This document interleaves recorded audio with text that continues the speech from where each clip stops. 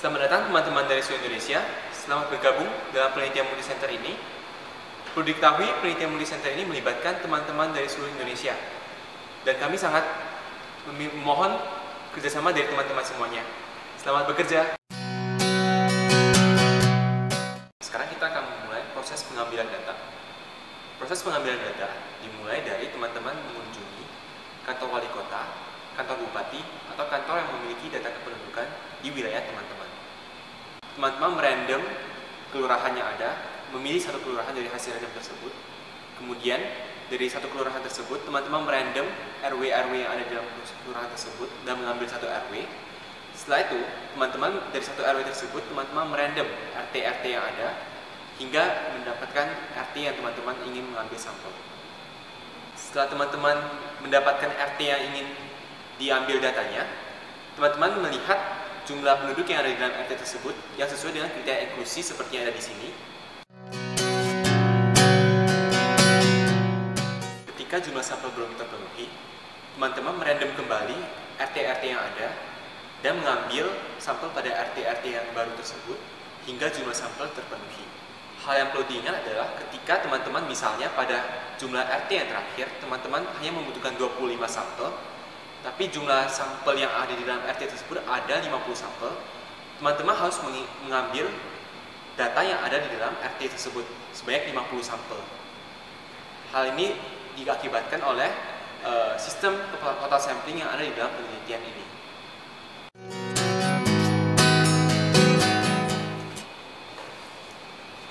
Selamat siang Ibu. Selamat siang. Ya, kenalkan saya Dr. Muda Vito. Iya. Dengan Ibu siapa? Maya. Ibu Maya ya? Ya. Baik, Ibu Maya, Ibu lagi kosong sekarang? Iya. Ya. Lagi kosong. Baik. Sekarang saya mau meminta izin nih. Jadi kami sedang melakukan penelitian mengenai pengetahuan dan sikap masyarakat Indonesia dalam kondisi kedaruratan dan bencana. Oke. Kalau memang Ibu bersedia, saya meminta izin Ibu untuk membaca inform konsennya dan menandatangani suratnya.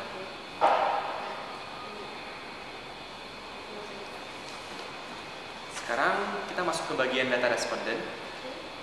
Ini Ibu mengisi data Ibu dulu. Oke, baik. Sekarang kita masuk ke bagian wawancaranya ya, Bu. Kita di sini ada beberapa poin nih. Kita akan mengenai aspek pengetahuan mengenai bencana, pengetahuan sikap mengenai bencana dan kedaruratan dan sebagainya gitu ya. Kita masuk ke pertanyaan pertama. Apakah Ibu mengetahui tentang pengertian bencana? Bencana itu sesuatu yang menimbulkan kerugian di masyarakat dan sifatnya besar. Ya, seperti itu yang saya ketahui. Ada lagi? Saya cuma tahu itu saja sih. Yang pasti dia menimbulkan kerugian. Menimbulkan kerugian ya. Iya. Kalau untuk jenis-jenis bencana alam yang ada di Indonesia, apa sih itu? Longsor, banjir, kemudian gunung meletus, gempa, banyak sekali, tsunami juga bisa. Selain yang tadi udah ibu katakan tadi, ada lagi yang mau Ibu sampaikan? Sudah, itu udah mencakup semua. Dari Ibu itu udah mencakup semua yang dari Indonesia ya. Kalau untuk faktor-faktor lingkungan yang dapat mempengaruhi bencana alam di Indonesia, Faktor lingkungan bisa iklim, cuaca, kemudian lokasi, tanah, geografis, banyak. ada lagi Ibu? Sudah itu Sudah saja. ya. Oke. Sekarang kita masuk ke bagian tentang bantuan hidup dasar. Ya.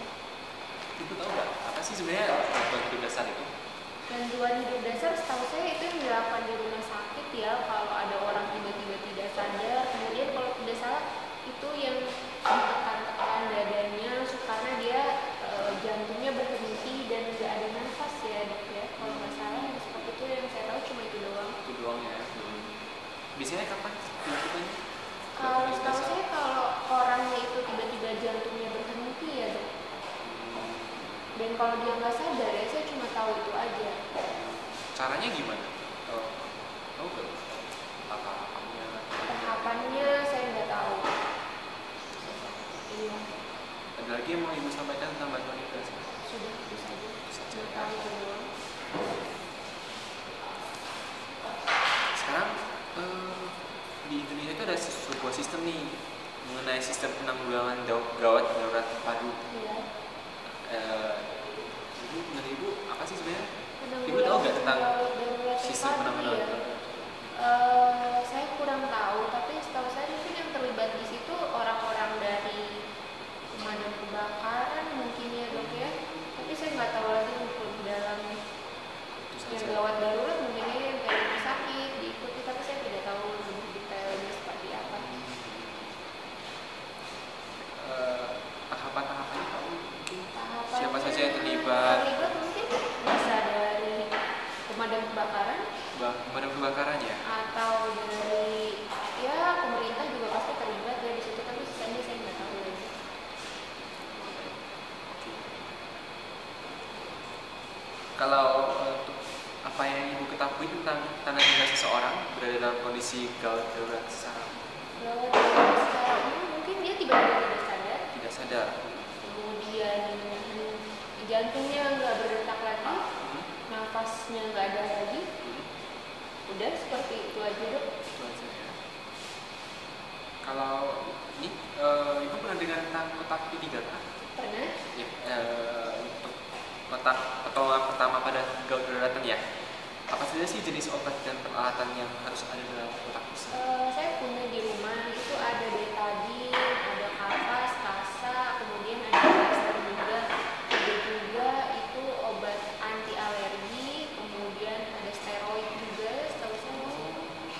Tapi minyak kayu putih, kemudian sudah saya rasa cuma itu doang, sama Itu saja. obat mulut sih paling dok. Peralatan-peralatan lain itu ada? Ada gunting sih, setahu saya ada gunting, Ada tapi gunting. udah sisanya saya cuma itu aja. Itu aja ya. Sekarang kita masuk ke, nah kalau misalnya sekarang ibu berada dalam kondisi bencana, misalnya kayak yang ibu pernah alami di sini apa? Bencana apa yang pernah ibu alami? Bencana yang sering di sini sebenarnya ini ya dok ya, gempa sih paling sering. Gempa. Nah, kalau misalnya nih, tiba-tiba nih, ibu sekarang dalam kondisi gempa ya, tiba-tiba ada gempa. Yang pertama kali ibu datangi siapa?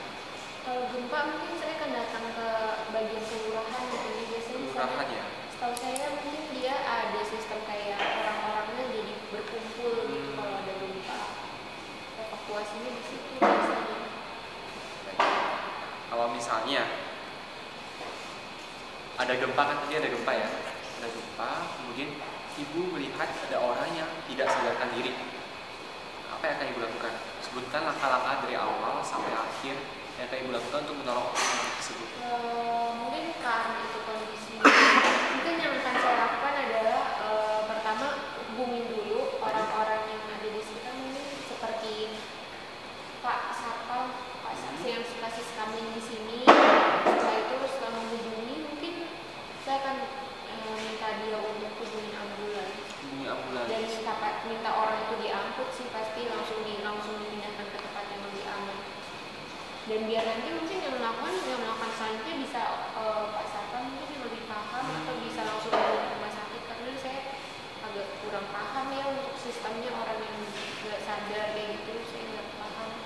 Jadi ibu akan langsung meminta tolong dari satpam atau orang terdekat gitu ya. Dan telepon ambulans. Telepon ambulans. Ada lagi yang mau disampaikan? Sudah sih. Sudah ya.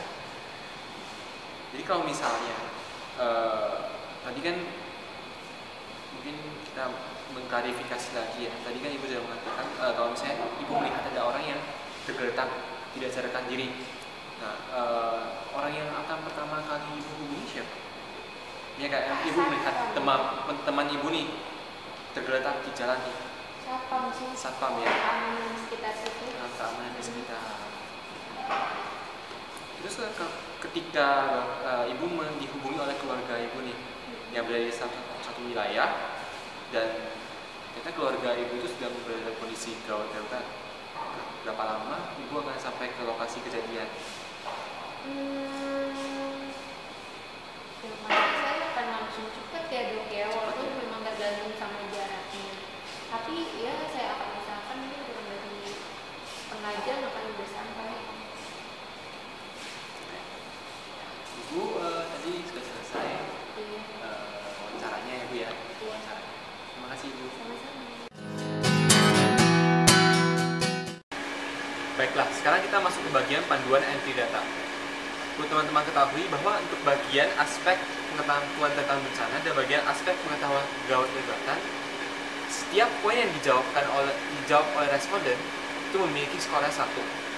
Contohnya, pada pertanyaan nomor pertama, ada 4 poin, dan apabila responden mampu menjawab ke 4 poin tersebut, maka skornya adalah 4. Sedangkan apabila responden mampu menjawab hanya 2 poin dari 4 poin tersebut, maka skor dari responden adalah 2. Untuk bagian aspek sikap terhadap bencana, perlu teman-teman lihat jika respondennya itu mampu untuk menjawab assembly point atau poin pertama dengan benar, maka nilainya adalah 1 dalam entry data tersebut. Sedangkan apabila responden menjawab setelah itu, maka angka yang dimasukkan dalam Excel adalah 2. Pada bagian aspek sikap terhadap kegawat daruratan, pada poin pertanyaan nomor 1, nah perlu teman-teman melihat apabila responden mampu menjawab semuanya dengan benar, skornya adalah 9. Namun apabila responden tersebut mampu menjawab yang benar dan berurut, maka skor yang diperoleh responden tersebut adalah 10. Sedangkan apabila responden tersebut hanya bisa menjawab beberapa poin yang ada di dalam pertanyaan tersebut, maka skornya adalah sesuai dengan poin yang berhasil dijawab oleh responden tersebut. Untuk pertanyaan nomor 2 dan 3, teman-teman hanya perlu melihat nomor berapa yang dilingkari dari setiap pertanyaan tersebut. Jika responden tersebut menjawab nomor 1 misalnya pada Saptam, maka teman-teman yang melingkar nomor tersebut dan memasukkan nomor tersebut ke dalam Excel. Begitu pula dengan yang ada di nomor 3.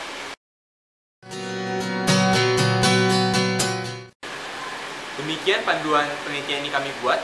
Semoga kerjasama dari teman-teman ini dapat bermanfaat bagi bangsa dan bagi negara Indonesia. Semangat!